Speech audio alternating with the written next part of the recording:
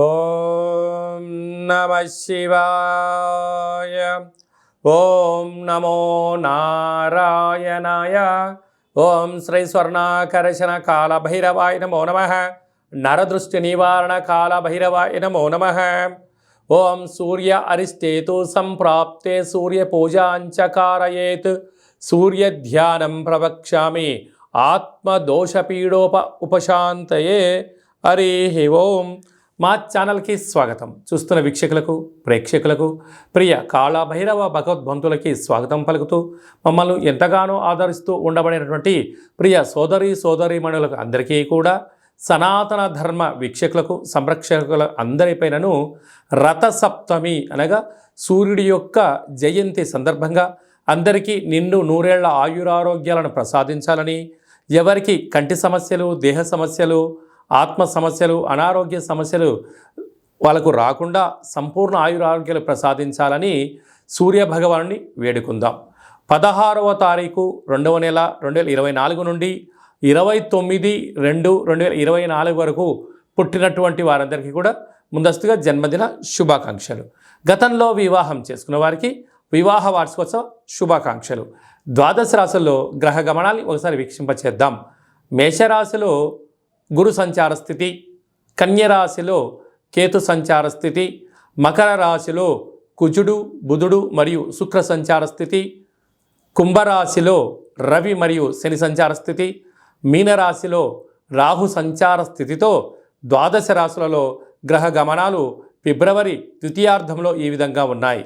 అలాగనే 21వ తారీఖున బుధుడు కుంభరాశిలోకి సంచారం చేయడం వల్ల అక్కడే ఉండబడినటువంటి రవి భగవానుడితో బుధుడు కలిసి ఉండడం వల్ల బుధాదిత్య రాజయోగము అంటారు. ప్రభుత్వ ఉద్యోగం ప్రయత్నం చేసేటువంటి వారికి ఇది చాలా మంచి కాలము అని చెప్పి గమనించాలి. కన్యరాశి వారు రథసప్తమి సందర్భంగా రవి భగవానుడి యొక్క ఆశీస్సులు ఎలా పొందాలో ఈ వీడియోలో సవివరంగా సంపూర్ణంగా తెలుసుకుందాం.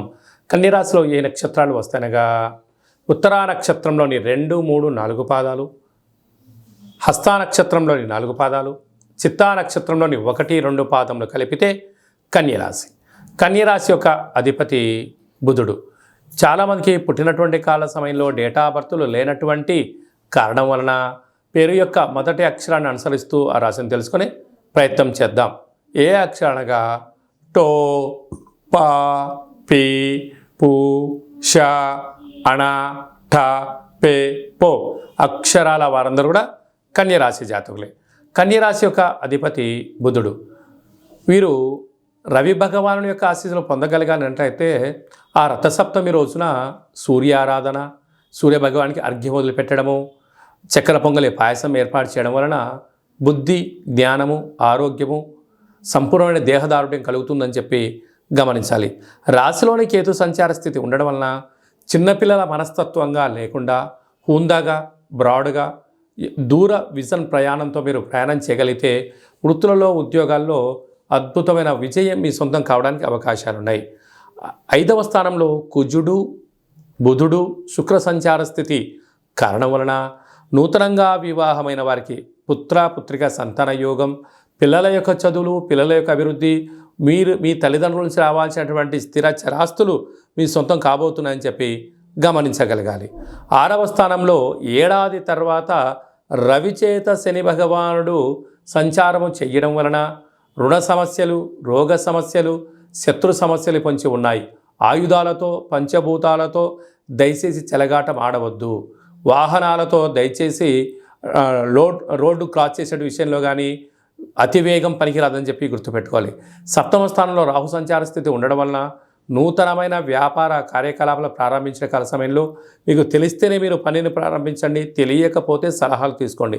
అష్టమంలో గురు సంచార స్థితి ఉండడం వల్ల అంతా నాకు తెలుసు, నీకేం తెలుసు అనేటువంటి భ్రమలో ఉండేదానికన్నా నాకు ఏమీ తెలియదు, నేను తెలుసుకొని చెయ్యాలి అనే కార్యక్రమాన్ని మీరు ఎప్పుడైతే ప్రారంభిస్తారో మీకు ప్రశాంతత, ధనం, సమయం 2 వృధా కాకుండా ఉండే పరిస్థితి ఉంటుందని చెప్పి గమనించాలి. హోటల్ వ్యాపారాలు, పచ్చళ్ళు, తినుబండారాలు, స్వయం వృత్తులు, గృహ భవన నిర్మాణ కార్యక్రమం చేసేటువంటి వారందరికీ ఇది చాలా మంచి కాలము అని చెప్పి గమనించాలి. ఫిబ్రవరి మాసంలో 16వ తారీఖు నుండి 29వ తారీఖు వరకు ముఖ్యమైనటువంటి పండగల గురించి క్లుప్తంగా సవివరంగా సంపూర్ణంగా తెలుసుకుందాం. 16వ తారీఖున మాఘమాస శుద్ధ సప్తమి, రథసప్తమి కనుక సూర్య భగవానుడి యొక్క ఆరాధన, సూర్యారాధన చేయడం, సూర్య భగవానుడికి అర్ఘ్యం వదిలిపెట్టడము, మనము స్వామివారికి ఆసనాలు, ముద్రలు వేయడం వల్ల సంపూర్ణ ఆయురారోగ్యాలు మనకు ప్రసాదించడం జరుగుతుంది. అంటే కేవలం ఈ రథసప్తమి రోజే కాకుండా ప్రతిరోజు సూర్య నమస్కారం చేసుకోవడం, ప్రతిరోజు ముద్రలు వేయడం, ఆసనాలు వేయడం వల్ల సంపూర్ణ ఆయురారోగ్యాలు ఉంటాయని చెప్పి గమనించాలి. 17వ తారీఖున మాఘమాస శుద్ధ అష్టమి శనివారం కృత్తికా రోహిణి నక్షత్ర సందర్భంగా అసితాంగ కాళభైరవ స్వామిని పూజించాలి. 24వ తారీఖున మాఘ పూర్ణిమ, మాసానా మాఘమాసం అంటారు. మాఘమాసంలో పూర్ణిమకు చాలా ప్రత్యేకత ఉంటుంది. నదీ స్నానము, సముద్ర స్నానము, దానము యోగదాయకము. అలాగనే మనకు 27వ తారీఖున మాఘమాస బహుళ అష్టమి మంగళవారం.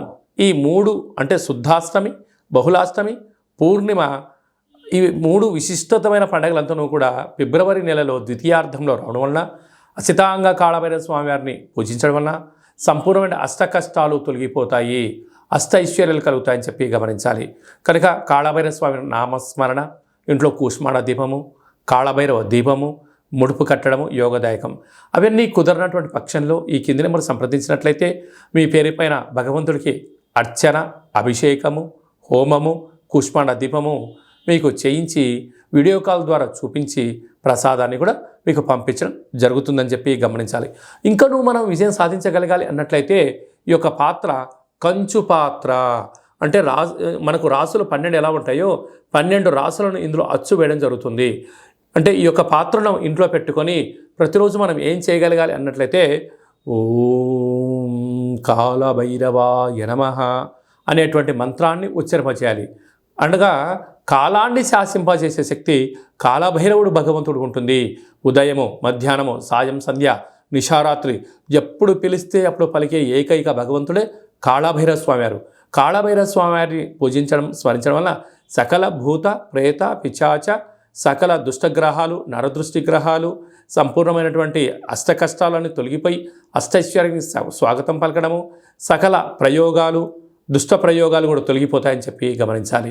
ఈ పాత్ర వలన ఉపయోగం ఏమిటయ్యనగా ఓంకారనాదము శబ్దం రావడము, కాళభైరవ స్వామికి స్మరించడం వలన మానవుని యొక్క దేహంలో ఉండబడినటువంటి షట్చక్రాలు వికసింపచేసి దరిద్రము పోయి అదృష్టం కలుగుతుందని చెప్పి గమనించాలి. ఒక్కసారి ఈ యొక్క పాత్ర ద్వారా ఎలా శబ్దం వస్తుందో ఒకసారి వీక్షింపచేద్దాం.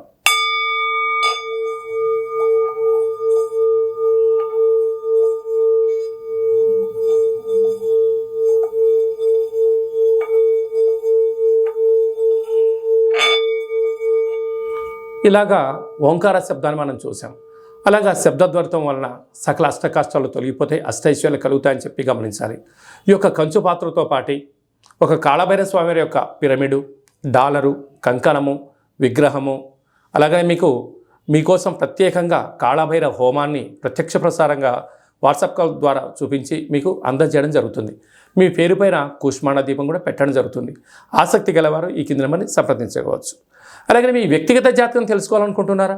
మీరు పుట్టినటువంటి తేదీ, నెల, సంవత్సరం, పుట్టిన సమయం రాసి పంపించినట్లయితే 100 సంవత్సరాల జాతకాన్ని రాసి పంపించి మీరు పుట్టినప్పుడు గ్రహ గమనాలు ఎలా ఉన్నాయి, ప్రస్తుతం ఎలా ఉంటున్నాయి, రాబోయే కాలం ఎలా ఉంటున్నాయో సవివరంగా సంపూర్ణంగా మీకు తెలియజేయడం జరుగుతుంది.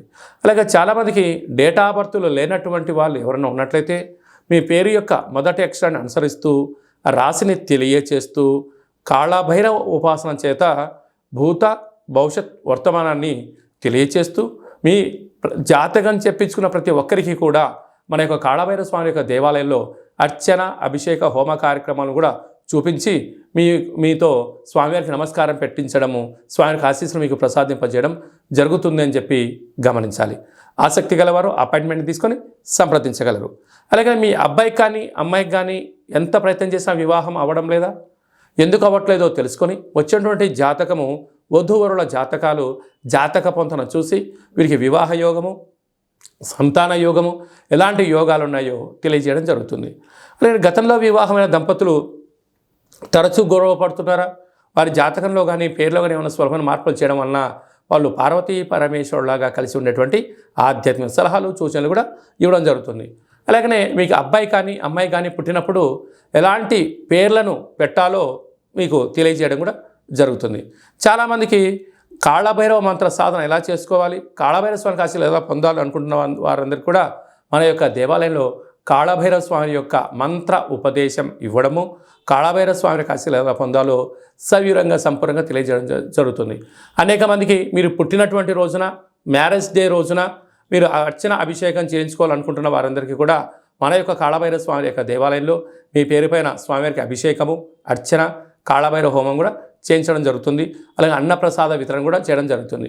ప్రధానంగా అందరికీ వ్యక్తిగత నరుడు యొక్క దృష్టికి నల్లటి నాపర ఎలా బద్దలు అవుతుంటుందో మీ అందరికీ కాళభైరవ స్వామి వారి యొక్క రుద్రాక్షని మీకు నరదృష్టి నివారణ ప్రసాదంగా పంపించడం జరుగుతుంది.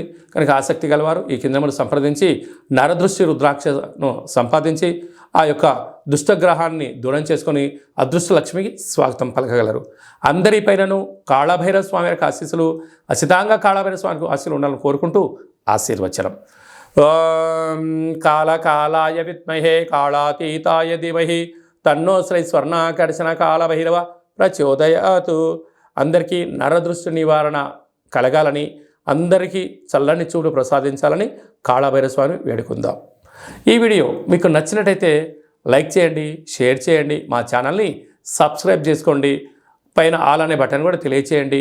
ఈ భక్తి సమాచారాన్ని మీరు ఎవరి గురించి క్షేమం ఆలోచన చేస్తున్నారో, మీ క్షేమం గురించి ఎవరు ఆలోచన చేస్తున్నారో ఈ భక్తి సమాచారాన్ని చేరవేసి కాళభైరవ స్వామికి ఆశీస్సులు పొందగలరు.